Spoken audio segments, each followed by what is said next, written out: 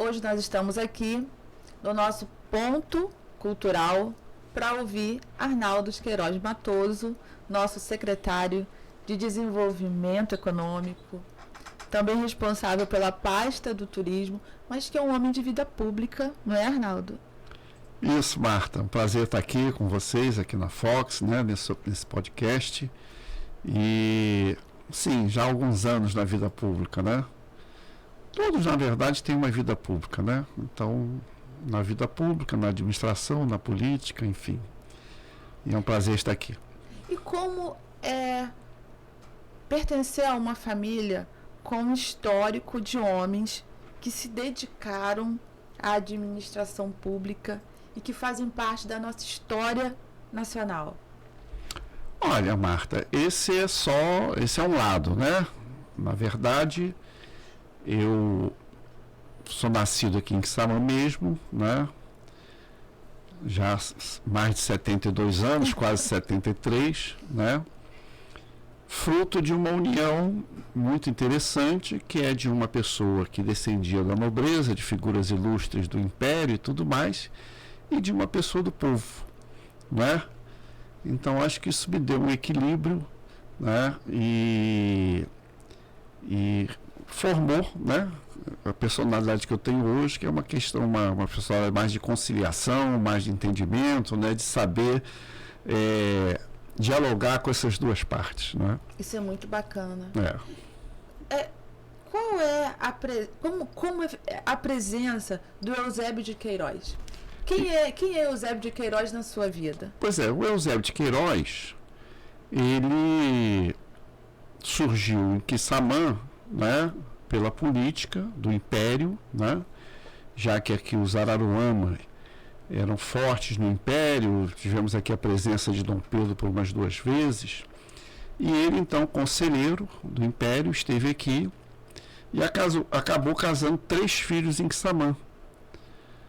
Um chamado Manuel, lá em Machadinha, um chamado Eusébio, ali no Melo, com alguém ligado ao Melo, todas as mulheres descendentes do Araruama, e casou mais uma filha, né, Isabel.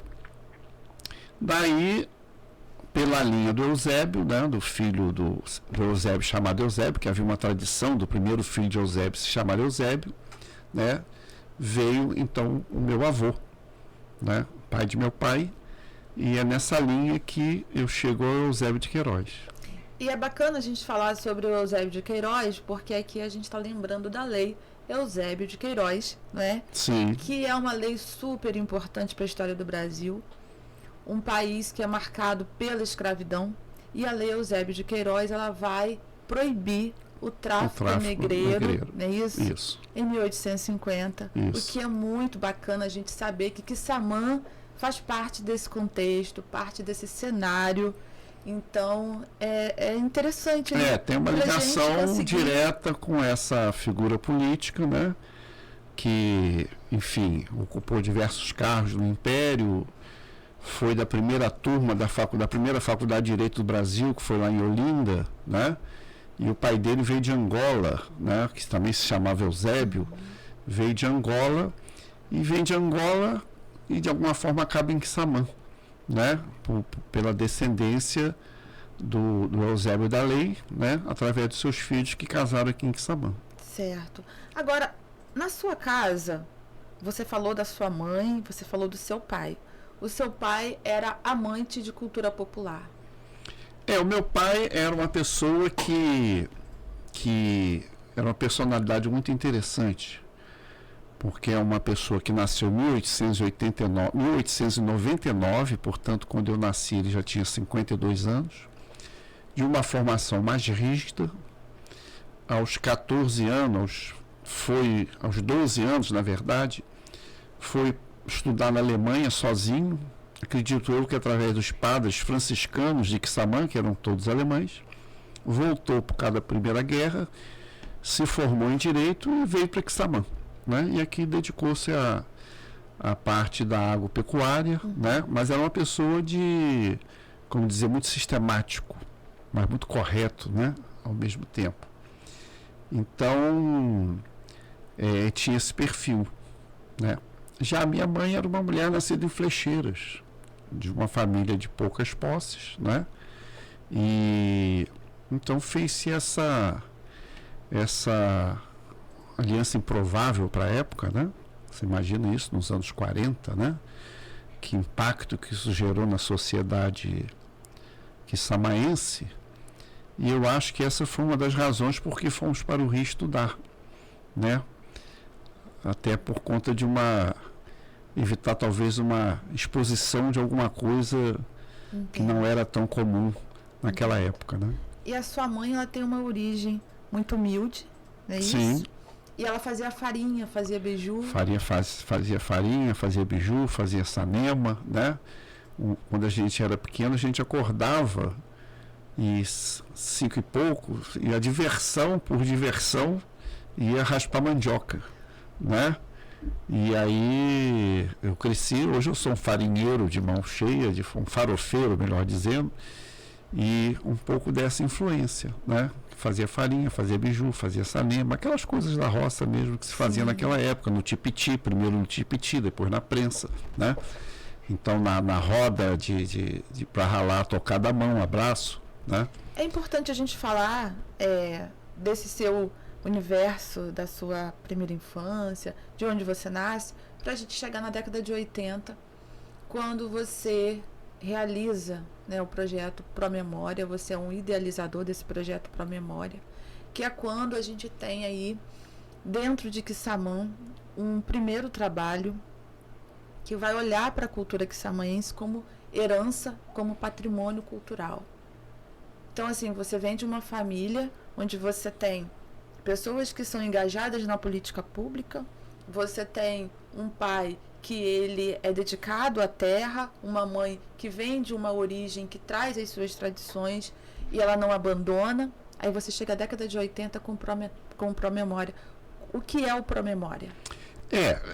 Primeiro dizer que o projeto, ele inicialmente foi pensado por um grupo de pessoas, né, tendo à frente o Rômulo Campos, que é um fotógrafo de Macaé, que Quissamã não era município, né, isso, estamos falando de 84, e que buscou junto a Petrobras recursos para desenvolver esse projeto chamado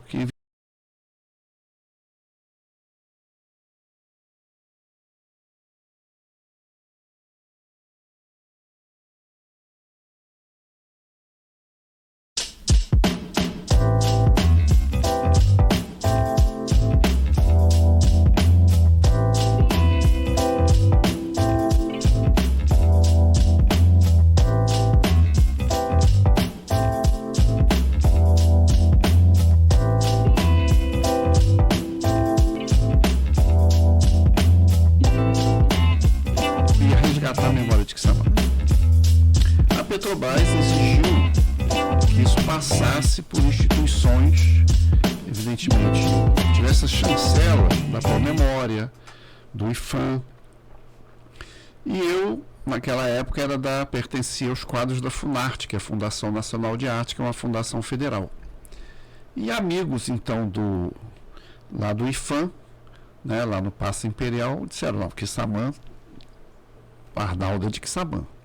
Então me convidaram a participar como coordenador regional do projeto. E esse projeto, então, visava resgatar a memória de Quissamã, uma vez que nós já tínhamos diversos elementos do patrimônio rural, da cultura popular, da história, de documentos que vinham sendo perdidos ou não vinham à luz, né, para que se pudesse preservar pelo menos a história, né? E assim aconteceu. Foi um projeto capitaneado pelo IFAM, Promemória, mas que teve a participação do Instituto Nacional do Folclore, da Funarte, do Arquivo Nacional, da Biblioteca Nacional, né, do INEPAC e de uma série de instituições que deram apoio, suporte técnico, algumas com seus quadros técnicos, e foi feito então um levantamento arquitetônico, um registro das manifestações de cultura popular da época, inclusive o fado na época já não estava sendo, o fado não, o tambor na época já não estava sendo mais praticado, e de documentos que estavam em gavetas de particulares, que nunca vinham à luz, e que foram todos microfilmados num programa da Biblioteca Nacional, que também participou do projeto. Entendi. Então, assim, quando você fala que o tambor, que hoje a gente chama de jongo, mas quando a gente fala que quando você diz que esse tambor, ele já não estava mais sendo praticado, isso significa exatamente o quê? Significa que quando, através do pessoal do Instituto Nacional do Folclore, foi-se a Machadinha registrar aquela comunidade e falou-se do tambor, né? Todas as respostas eram que o tambor já não estava sendo praticado. Isso pode ser visto no vídeo que foi resultante desse projeto, resultou num livro, resultou num vídeo, resultou numa microfilmagens, gravações sonoras. Então reconstituiu-se o tambor, né? Que estranhamente, a meu ver, depois quiseram que começasse a ser chamado de jongo, quando os locais, aqueles que o praticavam, se referem o tempo inteiro como tambor. Então não se respeitou, a meu ver, a nomenclatura local. Da cultura local. Né? Não se respeitou, não, isso é jongo. Não se diz para uma pessoa que diz, eu faço tambor, né? Nossa, não, você não faz tambor, isso aí é jongo. Isso é, para mim, é uma intervenção absolutamente nefasta. Desautoriza o fazedor de cultura. Exatamente, né? Na sua espontaneidade, né? Então, pelas todas as falas que se olha, o tambor, não pode deixar morrer o tambor agora está parado, então eles fizeram tambores que não existiam mais, os tambores. Quando se perguntou a Maria Amélia, está no vídeo, a senhora vai dançar o tambor? Ela, eu vou, mas só não aguento mais cair no chão. Que era uma das partes que hoje nem exercida mais é. Não tem quem saiba fazer. A pessoa dançava. Dançava, de repente ela se deitava no chão, tinha alguns movimentos deitados, né? Deitada. Isso não se faz mais hoje. Sim. Né? Como se dizia, vai dar saca no tambor, que é aquela umbigada que se fazia. Então, o projeto resgatou o tambor, que não se fazia mais, também deu um alento ao fado, que também não estava tão atuante. Foram feitos alguns fados memoráveis naquela época, Machadinha, lá em casa mesmo fizemos, né? Que também depois se desvirtuou um pouco, passando a ter um viés comercial, né? Não digo desvirtuar, mas, enfim, chegou aquilo que inevitavelmente chegaria, né? Que tem um viés comercial. Apresentações remuneradas, o violeiro cobrar, depois o pandeirista também querer cobrar, natural, né? Até porque algumas pessoas faziam fado para explorar o bar. Sim. Né? Elas faziam com quem promovia com viés de ter uma atividade, mas também um pouco comercial, que queria montar um bar para faturar algum tal. E o Boi Malhadinho, que naquela época, Domingos Sampaio, Vani, montaram um boi ainda feito de bambu, com uma cabeça de boi pega no pasto, né? Com a chita e tal, com a boneca, a cabeça da boneca sendo esculpida, né? Não é hoje como se faz com a estrutura metálica, né, de ferro, ainda com bambu. E no tempo que o Boi Malhadinho, ele era a parte musical, era uma viola e 2 pandeiros como fado. Não no ritmo, mas as apresentações eram dessa maneira, né? E era uma coisa bastante interessante, porque diziam antes, perguntavam, olha, o boi quer vir aqui, pode vir o boi? Você dizia, não, vem o boi. Então eles faziam aquela apresentação, eu me lembro disso criança, preparava-se lá o bolo, aquela coisa toda que tinha, e ao final da apresentação vinha lá o pai João e negociava o boi. Dizia, olha, esse boi é muito bom, tem não sei quantas arrobas, e não sei o que, vale muito, a boneca é excelente cozinheira, faz isso, faz aquilo, e você então dava uma contribuição financeira ao boi, né? Mas nesse ato simbólico de estar comprando boi e pagando pelos atributos da boneca. Então tinha todo um ritual, né? Nesse ponto, né? Assim como o fado tinha o Reis Temporão, né? Que era cantado na porta da casa. Sendo que naquela época o fado já tinha perdido, né? As pessoas já não executavam uma série de partes, né? Que eram inúmeras partes, né? Você conhece melhor que eu. Mas que já não eram mais executadas e foram se perdendo ao longo do tempo, né? Mas teve alguma reação de surpresa quando esses pesquisadores chegam em Quissamã e se depara com um município que tem um nome africano?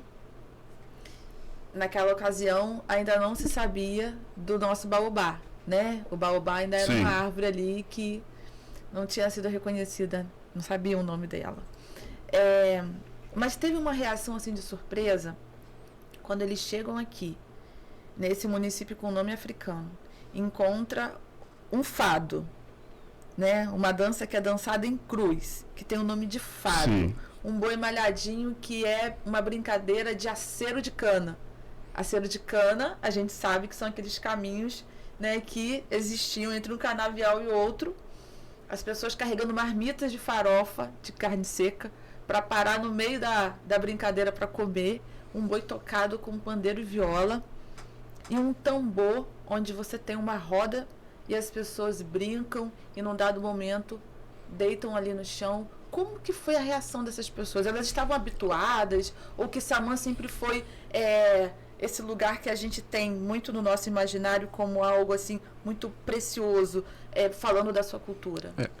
Não, a reação é sempre surpreende, né? Porque embora quem estivesse fazendo o levantamento eram pessoas acostumadas às questões do folclore, das manifestações de cultura popular do país, mas, por exemplo, o fado praticamente é único, né, por aqui, né? Então elas ficaram muito impressionadas, tanto que o Instituto Nacional do Folclore tinha uma série de discos que se chama-se Registro Sonoro, e lançou um só do fado, né? E com encarte, né, que explicava. Na época, a professora Elizabeth Travassos, que era do Instituto Folclore, depois foi para o Unirio, uma musicista renomada, fez todo um trabalho de levantamento, partituras, entendimento daquelas questões do fado, né?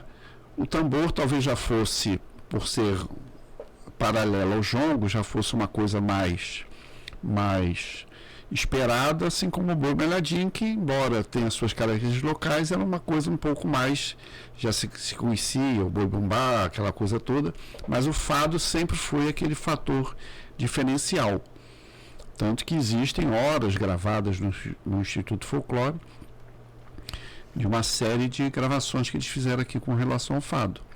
Então, esse momento foi importantíssimo para revitalizar o tambor e dar um novo não um novo sentido, também revigorar o fado, que foram feitos fados homéricos, lindos, enormes, né?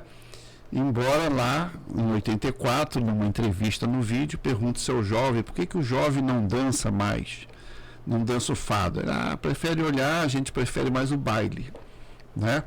Então, já não eram pessoas, a juventude já não estava tão mais ligada na questão da manifestação de cultura popular, que talvez achasse que isso era uma coisa de uma outra época, né? De uma outra situação, inclusive socioeconômica, né?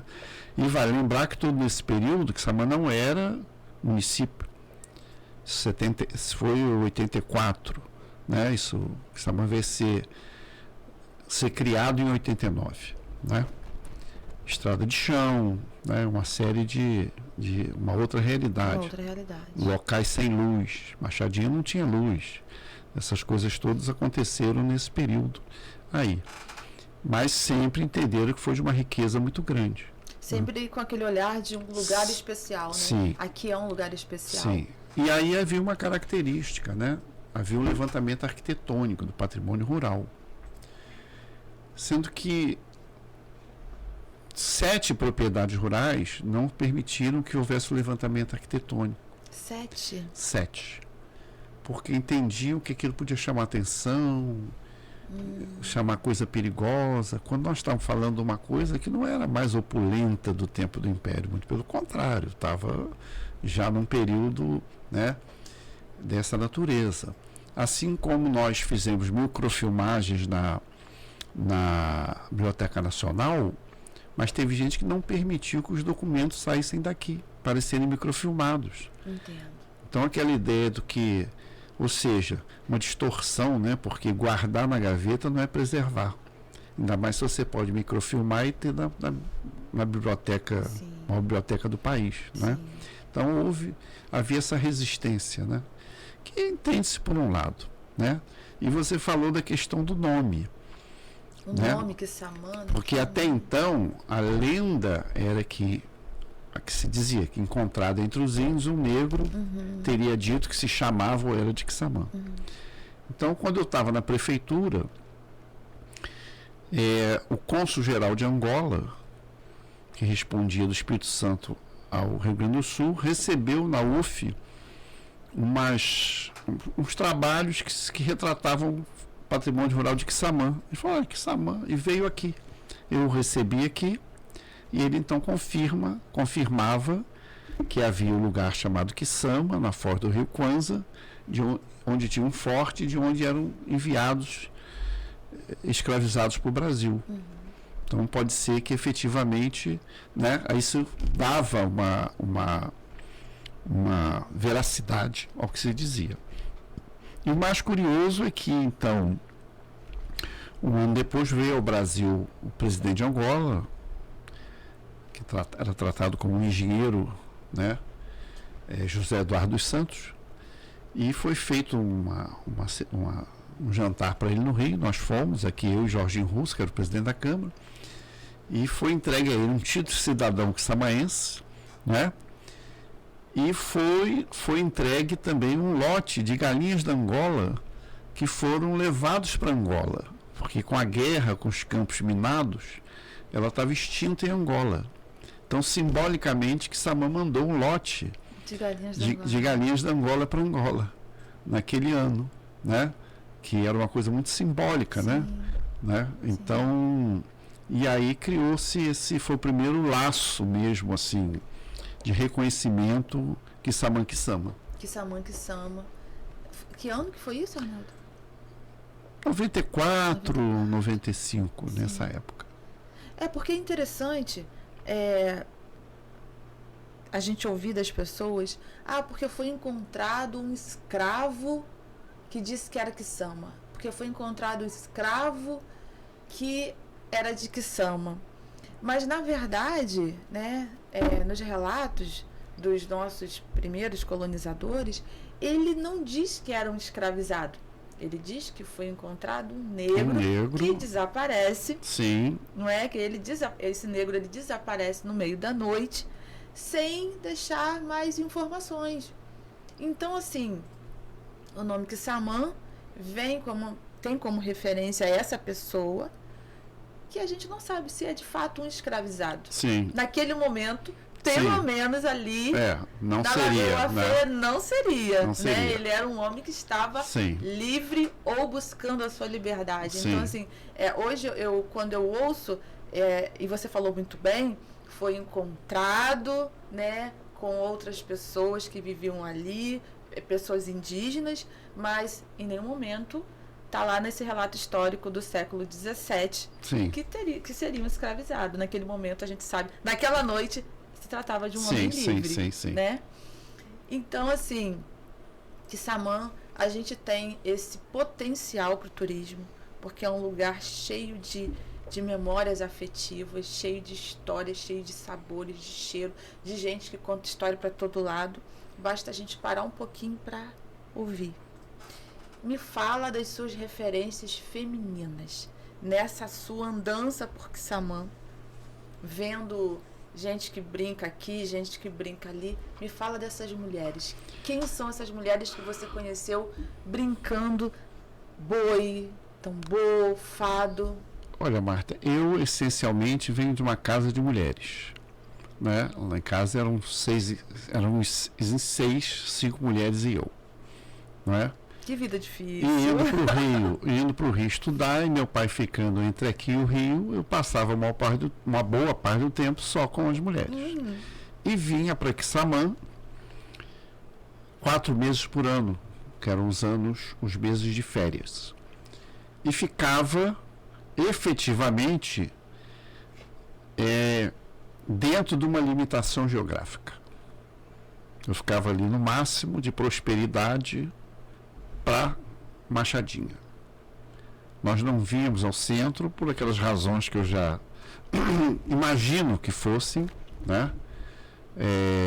Então ficava ali. Então a minha vida nesse período era conviver com as pessoas que trabalhavam conosco, com essas famílias que trabalhavam conosco. Meus amigos aqui eram os trabalhadores, os filhos dos trabalhadores, com quem eu jogava bola e tal, e numa época que você mantinha gerações ali.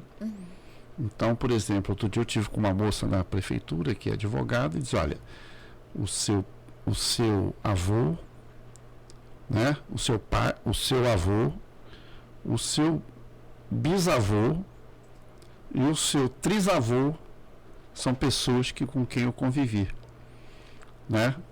E aí convivia, evidentemente, com essas pessoas e suas famílias, né? Então me lembro de Tomásia, que era de Maria José, enfim, eram pessoas que Maria de Lourdes, né? Maria da Glória, perdão, que era enfermeira, que era minha madrinha, né? As pessoas ali daquela região de Machadinha, do Mutum. Esse era o meu universo na minha infância em Quissamã. Eu não tinha contato com as pessoas da freguesia, porque Quissamã naquela época se dividia em 2 bairros, Engenho e Freguesia. E convinha dizer que era uma coisa muito interessante, eram 2 realidades distintas, o Engenho e a freguesia. Então, uma vez eu conversando com uma pessoa que morava no Engenho, que morou no Engenho, assim, porque naquela época, lá na freguesia e tal, ela dizia assim: eu não sei porque eu morava no Engenho, né? Então, eram 2 bairros muito distintos, porque a usina era os que trabalhavam na usina, né? E a freguesia era o geral, né?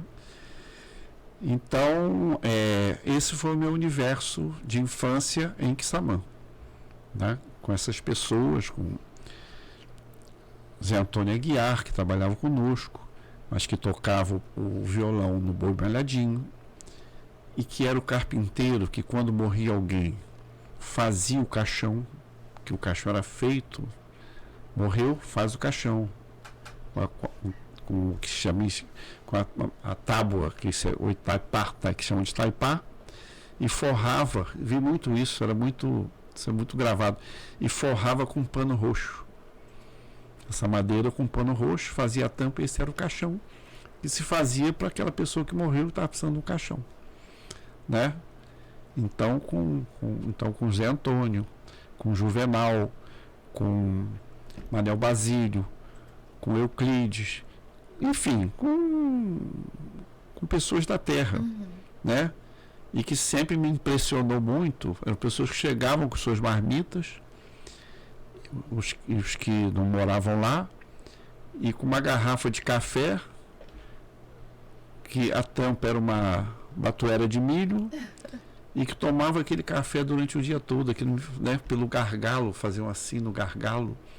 Então essa era a realidade, né? Que a gente não tinha telefone, e tinha uma coisa muito interessante, que a gente ficava lá e tal, daqui a pouco a gente ouvia assim, zum, a gente corria pro lado de fora, porque ia passar um carro. Nossa! E aí era o carro de Heleno, de Zé Benedito, que iam em direção a Machadinha. Fora o pessoal ali, vou falar o nome, que era o pessoal do Rumo, que hoje eles não gostam que chamam de que é Boa Vista, mas que era Ivan, Demerval, Carlito, Eloy, Biga, Lozé, toda essa turma, né? Preta, que era Honorina, né? Que era a esposa de Ivan, né? Todo esse pessoal, né? Ali era um pessoal muito animado. Do que hoje era o Boa Vista, né? Que hoje é o Boa Vista, que eram vizinhos ali. Sim. Então esse era o universo autêntico, né? Da zona rural quissamaense. Porque a gente pensa que Samã, a partir das suas pessoas, né? Das pessoas que a gente conhece, das pessoas que a gente ouve dizer. Então, assim, não tem como a gente falar de Quissamã sem pensar nessas pessoas Sim. que constroem Quissamã. Sim. Né? Essa nossa memória Sim. afetiva.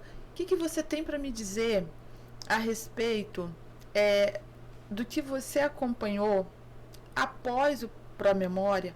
Como que essa cultura ela se mantém? Porque se o tambor é reativado no Pró-Memória, lá em 84... como que você analisa o que a gente vê da cultura, como que ela se mantém até os dias de hoje? Eu acho que ali o que aconteceu é o seguinte, aquilo no 84, vai dizer que foi 84, 85, né? Porque o vídeo, 84 foi a pesquisa, 85 foi o vídeo, e as gravações do vídeo e tal, depois a apresentação disso, foi uma lufada nessas manifestações, que aí, vamos dizer assim, levantaram a pipa, que ficou e acabou. O Boi Malhadinho, ele já veio para o carnaval numa outra roupagem, já com bateria, etc, etc, e que aí perdurou um tempo, que já veio a emancipação, né? E aí o carnaval já incorporava o Boi Malhadinho, né? E aí eu acho que foi uma lufada que carregou isso até a emancipação, que tratou então de cuidar um pouco mais disso. É evidente que foi preciso incentivo, né, do poder público para a sustentação do fado, de outras manifestações, porque elas demandavam deslocamento, porque você ia fazer um fado, tinha que pegar alguém em Morro Alto, gente em Morro Alto, gente não sei aonde, gente não sei Hoje aonde. Ainda é assim. E isso demandava uma estrutura, né?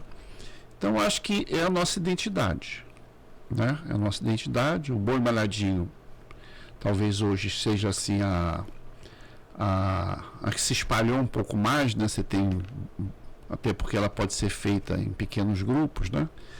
E temos diversos bois malhadinhos. Eu acho que o fado é um trabalho de resistência, e eu acho que deve muito a você nesse aspecto, né? E o fado e o tambor, ele pegou outra conotação, que é mais de um tambor exibição, né?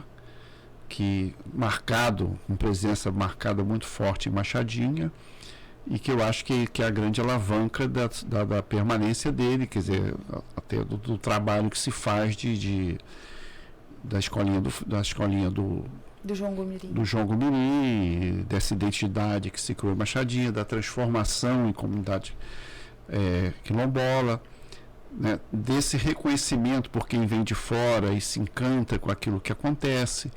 Então acho que hoje é uma coisa que consegue se perenizar, evidente, com todas as dificuldades que possa ter, mas porque já ganharam uma outra dimensão, né, como representação do município. Exatamente. Eu me percebo quissamaense dentro desse DNA cultural. Eu não consigo imaginar uma outra paisagem, eu não consigo imaginar uma outra cidade, eu não consigo imaginar um lugar diferente. Você consegue imaginar Quissamã diferente sem essas manifestações culturais? Não, são manifestações genuínas nossas, né?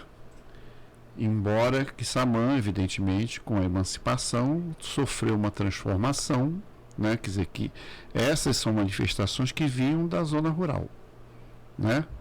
Zona rural que se permaneceu de uma forma enquanto tivemos a cultura da cana, né? que permaneceu enquanto as fazendas tinham condição de sustentar, né, um sem número de residências dentro das propriedades, embora precárias, porque a maioria até a emancipação, até um pouco depois da emancipação, não dispunham de luz, não dispunham de água, não dispunham de condições mínimas, né, que se exige, né? E que foram também acabando e criando bairros como Santa Catarina, que se iniciou com a migração das pessoas de Prosperidade, de Palmeiras, de São Miguel, que foram criando um bairro que era uma aspiração das pessoas mesmo, Sim. que casou-se com a impossibilidade do proprietário manter aquele número de casas, porque também ia ser exigido de outras condições para essas casas, né? Então mudou muito o perfil do município, né? Essas manifestações tomaram um outro lugar, né? Acho que precisa de um reconhecimento maior da população, né? Por conta que o jovem, ele não perde um pouco a identidade, né? Uma identificação com essas manifestações, porque hoje são mais urbanos, né? Efeito globalização. Não entendem. TikTok. Não entendem um pouco, não é uma característica como no sul da cultura europeia, ou de alguns lugares que mantém as danças italianas, as portuguesas, as alemãs. O Centro de Tradições Gaúchas, Isso. que eu particularmente acho que todo município devia se inspirar nessa ideia, né? Que é de criar o seu centro de tradições. Mas eu acho que também a gente já tem hoje, dentro da política pública, nas escolas, alguma coisa também já voltada para reforçar essa identidade com as pessoas, né? Das pessoas, né? Então, eu acho que... Mas são coisas que eu acho que não correm mais risco de extinção, né? Pelo menos, assim, evidente, né? Por enquanto, né? Porque ainda há resistência. Agora, qual é o grande desafio que eu vejo, por exemplo? Machadinha, ela, como se transformou numa comunidade quilombola, está se trabalhando toda uma cultura, né? O jovem está integrado nisso, vê reconhecimento, porque quando ele se apresenta, ele vê que as pessoas veem esse reconhecimento, né? O fado eu já acho que é uma luta mais difícil da juventude ver ali uma coisa que lhe desperte. E o Boi Malhadinho, como veio por viés do carnaval, da diversão, do lazer, que já era mais urbana, né? Ele está consagrado aí como uma coisa que se atualizou, digamos assim, né? Nesse cenário. A gente costuma dizer que o fado é um velho muito velho curvado, né? Então é uma manifestação que a gente precisa cuidar, e assim como lá na década de 80 teve esse fôlego novo para que essas manifestações elas conseguissem, né, revigorar. Eu acho que a gente está num momento de busca também por novos caminhos, novas forças, ou união de novas forças. E a juventude, ela acaba fazendo muita falta nessa parceria, porque sem a juventude, sem crianças, sem jovens, dentro da manifestação tradicional, né? A gente fica sem a renovação. Sem a renovação. Exato. E o fado, ele tem, por exemplo, o Melhadinho é uma brincadeira, né? O tambor já está enraizado numa determinada comunidade que entende o que é aquilo, né? O fado, ele envolve o compositor, né? O violeiro, né? A pessoa do pandeiro, a questão do repente, a questão eu tinha um funcionário meu que era um exímio cantador de fado, que, enfim, se converteu e é uma coisa que eu nunca entendi, porque o fado é de Deus. Se o fado é de Deus e o dom de versar é de Deus, eu acho que Deus jamais proibiria isso é interessante, a pessoa de versar. Porque quando a gente olha a trajetória da manifestação do fado no Brasil, o fado ele nasce no Brasil, no terreiro, junto com o lundu, né? E o fado, quando ele diz que ele vai adentrar a casa, ele diz que vai adentrar a casa porque ele é de Deus. Sim. E se a família é de Deus e a família está dentro da casa, Sim. é dentro da casa onde ele quer estar. É tanto que antes de dar início ao fado dentro da casa propriamente dito, canta-se um Reis Temporão. Sim. Né? Por exemplo, Sim. foi lá em casa e dizia: canto para Dona Márcia com seus cabelos compridos, parece Nossa Senhora dentro de uma manga de vidro. Né? Então faz uma referência Sim. também A Sagrada Família à Sagrada sempre. Família e tal. Sim. E tem umas coisas extraordinárias. Eu estava falando de Jorge. E Jorge então fez uma mineira que se canta até hoje, né? Que a inspiração, eu já falei isso em alguns lugares, ele indo fazer alguma coisa, viu sair do canavial um casal, né? E ele fez a mineira, que era uma mineira, era para mexer com a pessoa sem dizer quem era a pessoa. Então, o que ele dizia: esses dias no caminho eu encontrei com você, que vinha com uma marreca lá de dentro do sapê. Anel, não, né? Vinha lá de dentro do sapé. Esse dia no caminho eu encontrei com você, que vinha com uma marreca lá de dentro do sapê. Anel não sei o que, de ouro, né? Tá com tudo e não tá prosa, o homem do chapéu grande. Então ele presenciou um fato e registrou de uma mineira. Um romance que por algum motivo ele preservou os nomes. Isso. Quando nós se namorava, você não tinha ciúme. De repente, se casemos, apresentou esse mau costume, né? Então, isso é a criatividade, Sim. né? De um fato... O nosso fado ele tem essa característica de falar da mulher sempre como a mulher é uma ave, né? Nossa Senhora não, Nossa Senhora é a Ave Maria.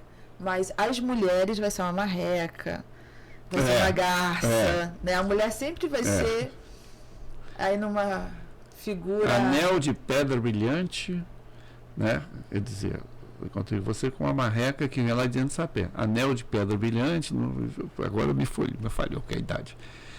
Então isso foi uma criação do Jorge Machado, né, que está vivo aí até hoje. Sim. Que fazia uma trinca. Jorge Machado, Antônio Mourinho e Tiluca. Desses três só que estão vivos, né? Só Antônio Mourinho que não se converteu, né? E continuou, né? No fado por um bom tempo. Fizeram história, né? Dentro da cultura, porque não era só o fado, né? Se dedicavam também. Antônio Mourinho é o tambor. Sim. Então havia todo um universo de pessoas. Se você vê esse vídeo, Memórias de Xamã, quando aparece o fado, você vai ver uma série de pessoas que já não estão mais entre nós. Né? O pessoal do Boa Vista, o pessoal do sítio Santa Luzia, Flávio, Jandira, Cheiro, Maria Amélia, Otávio, Cici, Zé Antônio Aguiar, né? Que já não estão mais entre nós. Ivan, Carlito, pessoal do Boa Vista, né? A manifestação cultural, ela está viva enquanto ela vive dentro de nós. Sim. Então eles viveram, guardaram, preservaram, nos passaram, a gente hoje vive, né? E a gente está aí na obrigação de estar passando para mais gente. É um processo natural, né, Marta? Ele não pode obrigar o jovem a querer, ele tem que valorizar, entender e valorizar. A importância. Né? Como o jovem hoje, ele vê um Quissamã pós-emancipação, um Quissamã estruturado. Ele não viu o Quissamã que se emancipou, que ainda viu corte de cana, um menino saindo da escola, um menino de 12, 13 anos, no corte de cana. A pessoa vinha pelas estradas descalça, com seu sapato na mão para lavar os pés no canal para entrar na cidade. Né? É uma realidade muito diferente. A não comunicação, porque não tinha celular, só tinha um telefone público. Ele não viu isso. Tinha asfalto para BR? Não, o asfalto BR veio em 94. Olha só. Foi inaugurado em 94, nem tinha para Santa Catarina, não tinha luz elétrica. A luz elétrica veio e se espalhou para os royalties. Tinha uma aplicação obrigatória. Eletrificação, estrada, irrigação e saneamento. E aí a luz se espalhou. Quissamã só tinha luz fora do centro na Penha, porque havia um político, um deputado chamado Célio Borja, amigo do seu Amilcar, Célio Borja, que depois virou ministro do Supremo Tribunal Federal, que conseguiu um recurso para a luz. E o único lugar que já tinha um projeto ponto foi a Penha, que tinha uma festa centenária tradicionalíssima. A festa de Nossa Então, Senhora fora da do Penha. centro, o primeiro lugar que chegou à luz foi na Penha. Graças a Nossa Senhora da Penha. Graças a Nossa Senhora da Penha, né? E o Célio Borja. Depois se espalhou para todo lado, né? Mas até então, você vê Machadinho, as pessoas viviam sem luz, sem água encanada, sem banheiro, casa de chão batido lá no fundo. Então, o poder público foi importantíssimo no resgate. Isso pós-emancipação. Pós-emancipação, como é hoje com os programas sociais, como é hoje com a rede de proteção, né? Que é um trabalho que se faz forte, né? Quixamã não tem morador de rua, Quixamã não tem gente pedindo esmola, ainda tem pobreza, tem, mas, né? Mas a emancipação promoveu uma transformação inimaginável. Né? Arnaldo, a gente vai voltar a conversar. Nós teremos, né, outras pautas, outros temas para a gente estar trazendo. Eu espero que as pessoas curtam muito. Isso. Todo esse contexto, Márcia, olha, Márcia é minha mulher. Marta, para a gente falar do turismo, que é um viés importante do desenvolvimento econômico do município, que tem sido uma prioridade que a prefeita Fátima tem nos colocado e que a gente precisa também, tal qual as manifestações de cultura popular, fazer chegar às pessoas o que é realmente o turismo, que estrutura ele precisa, o que precisa ser transformado nas pessoas e na cidade, para que ele se transforme Quixamã num destino dos melhores que se pode ter pelo potencial que ele existe. Porque o turismo, quando a gente fala turismo, a gente está falando de uma grande indústria, Sim, né? não poluente, grande serviço que é o que mais emprega no país, serviço que o imposto vem direto para o município, porque é o ISS, que emprega e atinge inúmeras atividades econômicas. Então, Quixamã tem dado um passo largo agora no nosso governo, na estruturação do turismo, né? Lei municipal, plano estratégico, mobilização de todo o trade, né? Então, de modo que quero dizer que foi um prazer estar aqui. Não, só para a gente encerrar, você começou a falar de turismo, fala pra gente. Hoje a gente tem Parque Nacional de Jurubatiba, mas o que a gente tem? Olha, só para aguçar um pouquinho. Eu acho que o forte do turismo de Quixamã, porque a gente costuma dizer, tem o Jurubatiba, tem o histórico, tem o cultural, tem o quilombola. Às vezes quem tem tudo não tem nada. Então, temos. Mas o que nós oferecemos? Então, hoje, por exemplo, essa semana, tivemos o chamado Corre Linha, que é projetos, roteiros que foram percorridos por técnicos, porque você tem que oferecer roteiro. Sim. A pessoa vem aqui fazer o quê? Ela vai chegar aqui, vai se hospedar, de manhã ela faz o passeio de barco, depois chega na lagoa, pega o carro e vem pela areia, depois vai almoçar em tal lugar, de tal lugar vai ao museu, do museu vai a Machadinha, da Machadinha vai a cachaça, da cachaça vai não sei aonde, dorme, no dia seguinte faz isso, faz aquilo outro. Então nós temos um potencial gigante, que é o Parque de Jurubatiba. Maravilhoso. Machadinha, um diamante bruto, se lapidado, já é um dos locais consagrados do turismo local, mas lapidado, explorando todas as potencialidades, desde o cama-café, ao guiamento, ao restaurante, enfim, ao jongo. É um lugar muito especial. Ao jongo e tudo mais, é único, né? Nós temos o histórico e cultural, né? O Museu Casa Quixamã, né? E nós temos portas abertas, e nós temos o Canal Macaé Campos. Sim.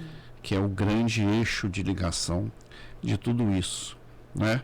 E que tem um viés histórico, não só pela forma como foi, principalmente pela forma como foi feito, né? quantos braços, né, foram necessários para essa obra que está aí, que não pode ser negligenciada, né? E que hoje é um dos principais passeios que nós temos no município, que é o passeio pelo canal, né? E que a gente tem um projeto da sua interligação em todo o seu percurso em Quissamãense. Temos um desafio que é uma questão própria do canal, de baixo declive, portanto de baixa oxigenação, água com pH muito baixo, que prolifera vegetação com muita facilidade. E não se conseguiu até hoje uma maneira de uma limpeza perene. Então ela é sempre episódica e está sempre precisando permanentemente. É característico dele, né? Característico dele, né? Mas o potencial turístico é gigante. A história que ele traz. Agora, a história, eu recebi naquela época também um historiador de um college de Nova York que fazia turismo com negro americano. Levava ele à Bahia, ele veio a Quissamã. Quando ele soube que o canal foi construído, abraço escravo, né, ele viu uma importância significativa, né, e dizendo que navegar ali tinha um sentido. É o canal. Não, tinha um sentido histórico, tinha um sentido de raiz, tinha um sentido. Ali tem tudo, ali tem um sofrimento, ali tem história, ali tem uma ancestralidade, ali tem todo um contexto que precisa ser contado. Porque as pessoas, quando vêm fazer o turismo, elas vêm consumir história, sabores, cultura, né? A cultura culinária, a história, né? Os cheiros, os sabores, os gostos, né? Isso é que vende o turismo.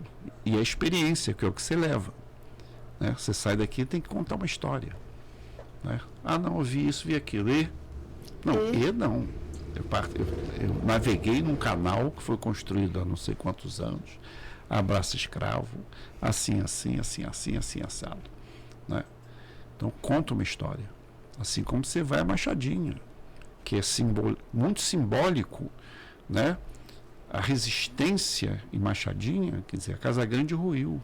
Quem resistiu? A senzala. Quem morava na casa sem água, sem banheiro, sem luz, que você descia meio metro para baixo no chão batido, e que resistiu a todas as intempéries e está ali. Não caiu. Onde tinha o luxo, né? A ostentação, caiu, né? Então é a força de uma cultura. Sim. Né? Então isso já por si já é uma história, né? Quissamã, a gente percebe essa energia, essa potência de nos conectar com a nossa ancestralidade. Mas é preciso que mais pessoas enxerguem isso. É necessário. É necessário. Né? Enxerguem isso, enxerguem esse potencial turístico e não ache que turismo é a pessoa que chega aqui do nada, né? Resolvi por gravidade visitar Quissamã. Isso não existe. Existe a consolidação de um destino que se estrutura para receber, para bem receber, para oferecer, para prestar bom serviço. E só para dizer, quem opera o turismo é iniciativa privada. Então a gente não hospeda, a prefeitura não, o governo não hospeda, não alimenta, não transporta, tem seus atrativos e tem a obrigação de mantê-los, né? Mas quem atrai o turista são os serviços que são prestados aqui no município. A agência que vende o pacote, o hotel que recebe, o restaurante que serve bem, o atrativo que entrega o melhor, né? E o papel do poder público, que é fomentar e divulgar, né? Mas quem opera é a iniciativa privada, e é preciso que essa iniciativa privada entenda que ela tem que ser proativa e não dizer, a prefeitura não fez nada agora esse fim de semana, a prefeitura não promoveu. E eles, né? Sim. Qual a colaboração que dão? É pensar no turismo como uma grande indústria, Uma e cada grande um fazer indústria, a sua parte, claro, né, claro. para fazer dar certo. Claro.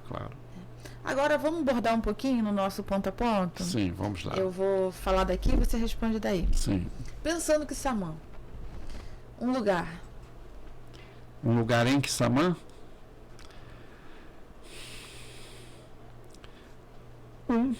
né? Acabamos de falar de vários lugares, né? Para mim é o lugar que eu nasci, né? Que é o que me traz as memórias, né? De um Quissamã que não existe mais, né? Não é saudosismo, mas é um lugar que me forjou, né? Uma lembrança boa.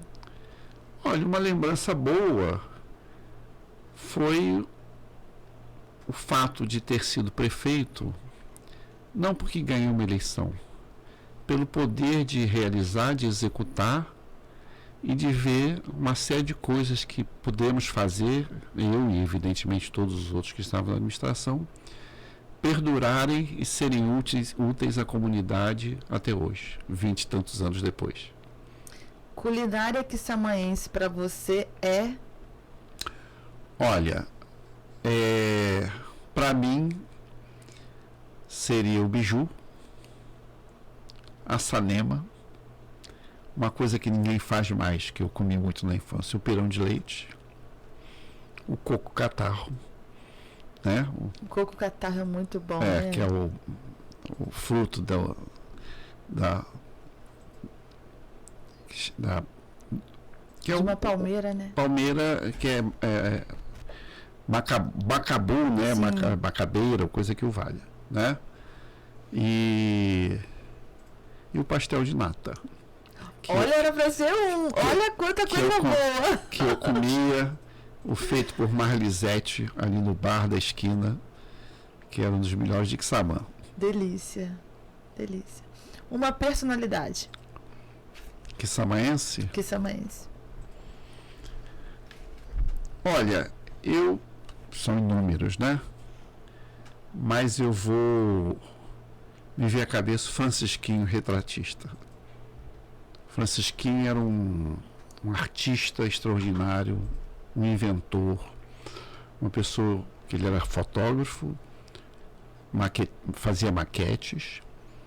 Tivemos a oportunidade de levá-lo no Rio, numa exposição que era para ficar 30 dias no Instituto Folclórico, ficou 15 dias, ficou 30 dias, e ele lá, as pessoas chegavam, ele quase que se escondia. Vem cá, Francisquinho. Então, Francisquinho, ele intuitivamente fez um registro importantíssimo das questões de Quissamãense, com um viés muito interessante e de limitações, que quando ele fez as capelas, uma vez perguntado por que só capela, ele falou, porque o resto é privado, que mostra que ele não tinha autorização para entrar onde o povo de Quissamã não entrava. Nossa. Entendeu? Francisquinho. Que hoje tem, graças à sobrinha dele, Carmelena, um espaço, memória, da memória com as maquetes dele. Maquetes. Vale muito a pena conhecer. Vale muito a pena conhecer. Verdade. Francisquinho fala muito da história de Quissamã. Sim. Né? Pra gente fechar, uma inspiração e um desejo. Olha, hoje, né, até pelo que eu estou fazendo, né, pela oportunidade de ser secretário do município, desejo que o município se desenvolva, que possa cada dia mais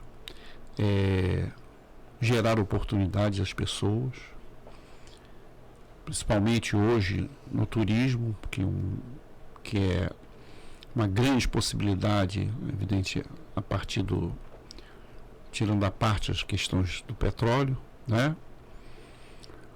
Minha inspiração é trabalhar para que isso aconteça, né? Uma motivação, né? E então hoje eu estou, né, no governo da prefeita Fátima, a gente tentando num esforço contínuo transformar o município, né? Fazer com que ele possa ser autossustentável, né?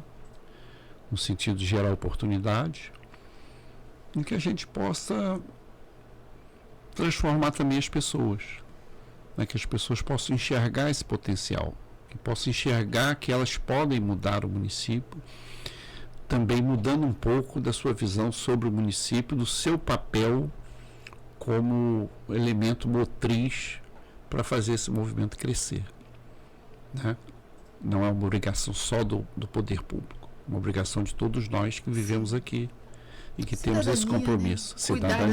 Cidadania total. Receber bem quem chega. Cidadania na veia. Isso. Sempre. Arnaldo, muito obrigada.